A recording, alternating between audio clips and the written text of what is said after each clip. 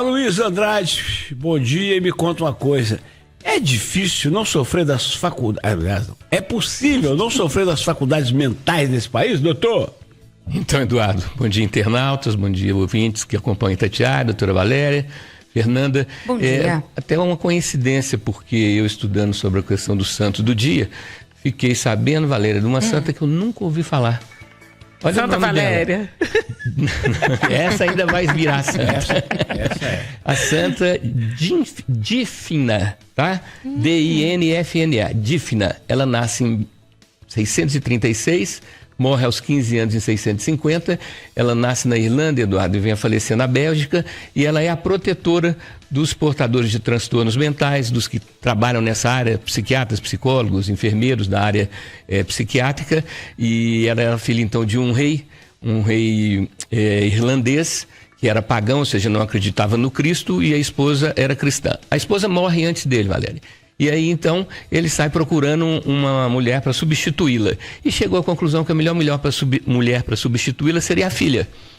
A filha, com 14 anos, foge, vai para a Bélgica com um padre e 2 acompanhantes e cria uma instância de tratamento para problemas mentais, né? O rei, rastreando as moedas que ela tinha levado, descobre que ela está lá, vai, exige a volta dela para casa, ela se negando a voltar, ele corta o pescoço dela. E aí, então, ela falece aos 15 anos de idade. Então, ela é protetora dos portadores de transtornos mentais do que tratam na área e também dos incestos, né? Protetora para não haver um incesto, que é essa questão de pai ou mãe querer ficar com o filho ou a filha. Aloysio Andrade, de metro em metro, o metrô está chegando no Barreiro. Queira Deus. Graças a Deus, né, Eduardo? O sistema de metrô é um sistema antiquíssimo, né? É do começo do século passado, né?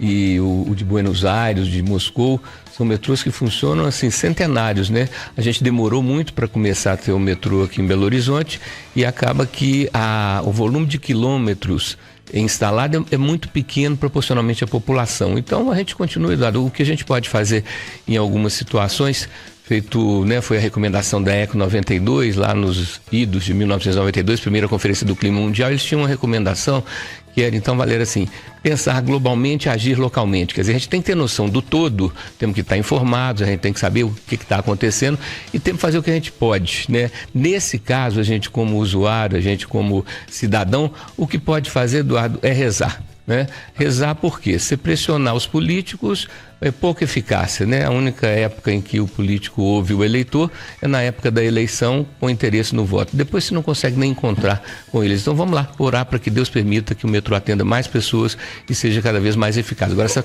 questão, Fernanda, de modernizar, atualizar e demorar mais tempo, eu não entendi, não. E Nenê, com uma ideia que eu vou dizer que é brilhante, né? Para não dizer outra coisa. Eu não vejo necessidade disso. A vida inteira, os outros lugares sempre treinaram os cães no farejamento usando outros métodos que não seja esse de restos humanos. Agora, como eu não sou médica, eu passo a bola pro doutor Luiz. Pois é, doutor Luiz. O Léo Oliveira, que é jornalista lá de Neves, falou, mas nem depois de morto ele vai ter sossego? Vai cheirar outra coisa? Eu vou começar a responder, né? Assim, veja bem, o que é desinformação? Nós temos uma raça de cachorro chamada Bloodhound, que é blood em inglês é sangue, hound. Eles são os cães de São Bartolomeu, eram criados no mosteiro de São Bartolomeu, na Europa. E a especialidade deles, então, Eduardo, é justamente farejar e encontrar pessoas até debaixo d'água através das roupas. Através das roupas.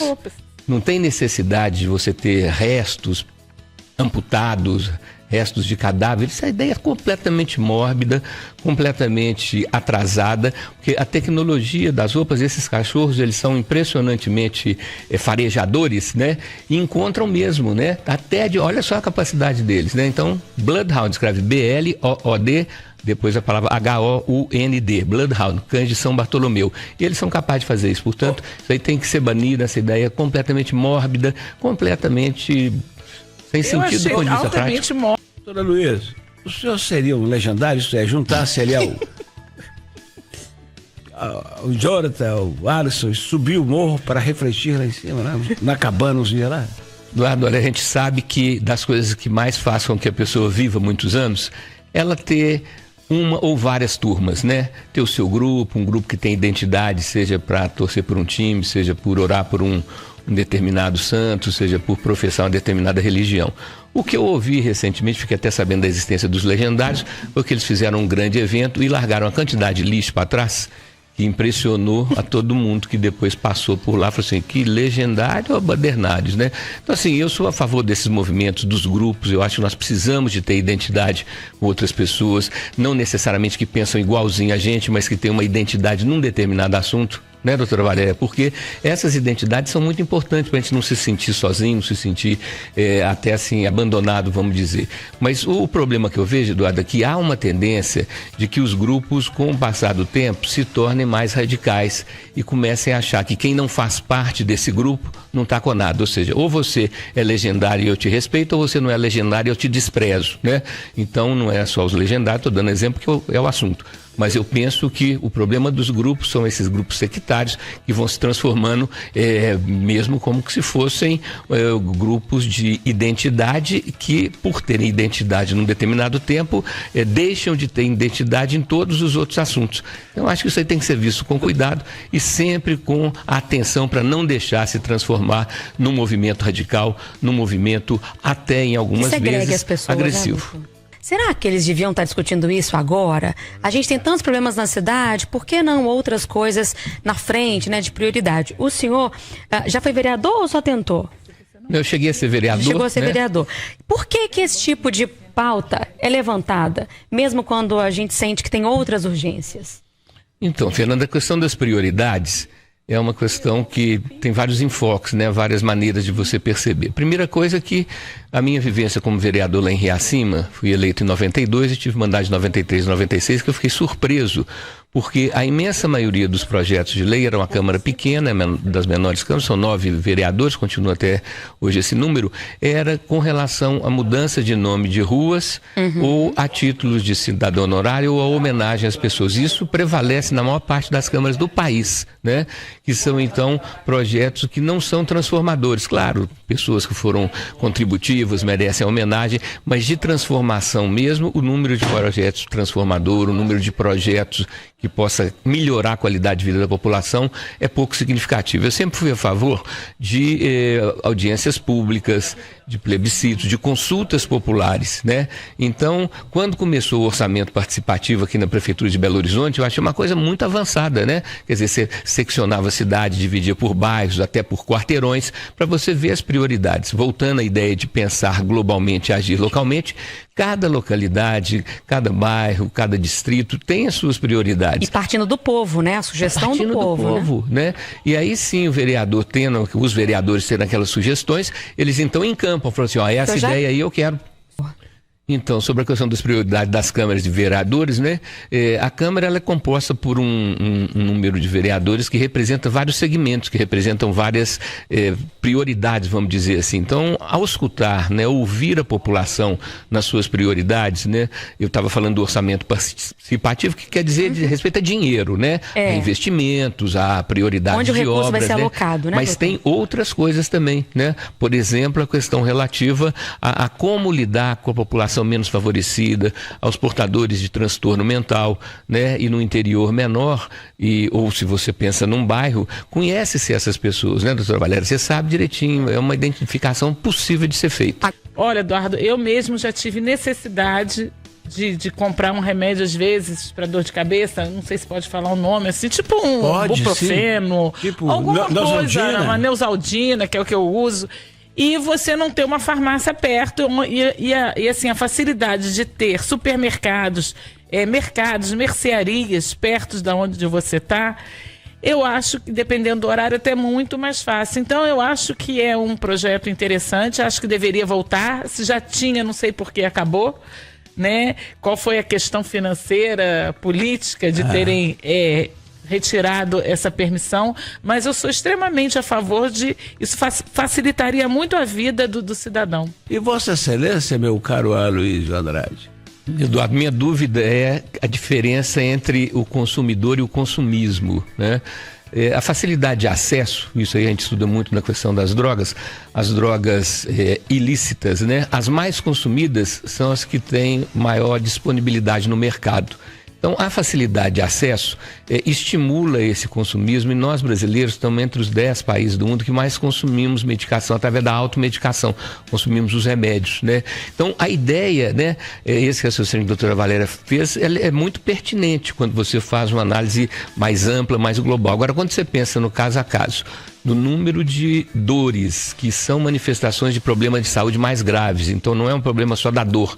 A dor é a ponta do iceberg, a dor é ali o finalmente de um processo que muitas vezes é um processo grave.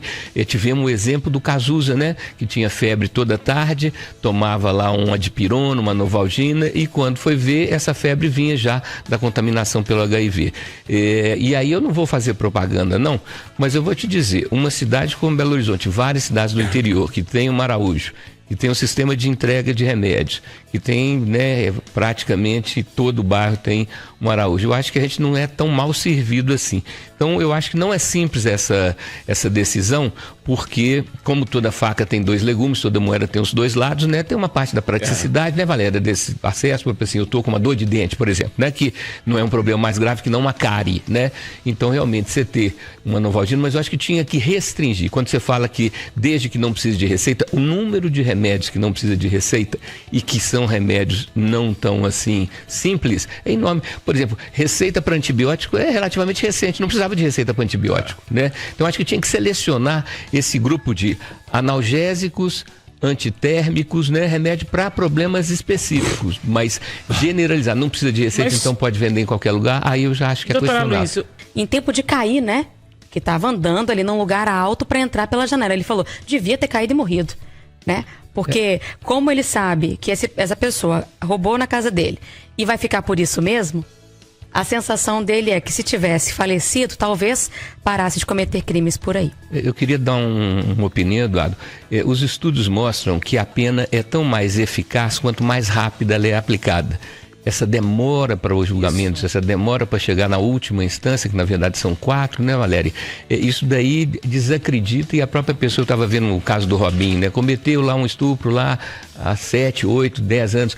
Uma coisa completamente desconectada do momento. Perde a finalidade. E perde a finalidade, né? Quando ela não é imediata. Quando eu comecei a participar do Conselho de Criminologia e Política Criminal, fiquei lá 10 anos, estudando a LEP, né, a Lei de Execuções Penais, eu fiquei impressionado com a ideia com o fato de que qualquer punição, a pena é dividida por 6, né?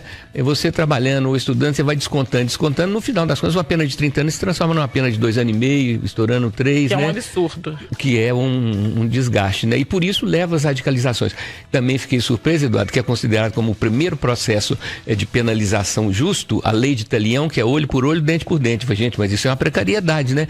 Mas é uma forma de organizar, porque antes não tinha nada, né, Valéria? Então, do ponto de vista prático, repito, tem coisas que são muito difíceis de você ser categórico, você afirmar agora o melhor é isso, o que tem que ser feito é aquilo, porque quando você vê que, por exemplo, a pessoa pode estar sendo acusada injustamente, né? E se você tem uma pena de morte, de repente, depois que morreu, você não tem como voltar atrás, mas que o sistema nosso, tanto o sistema judiciário quanto o sistema policial, precisa de ter um refinamento, precisa de ter uma evolução, precisa de ter um desenvolvimento. A gente ainda é muito grosseiro nessas coisas. Eu acho que tem e pode melhorar, com certeza que dá para melhorar. E por último, essa questão das motos, estive conversando com o Gelson, que é do Partido Verde e atualmente o secretário de Meio Ambiente de Belo Horizonte, estava dando a ideia de que quando fosse fazer uma vistoria de moto, de trânsito, de documento, que coloque, hoje os celulares têm o aplicativo que dá o número de decibéis. Já existe a lei falando do número de decibéis. Seja uma moto refinadíssima, de mais de 100 mil reais, uma Harley Davidson, uma moto mais derrubada, sem placa, sem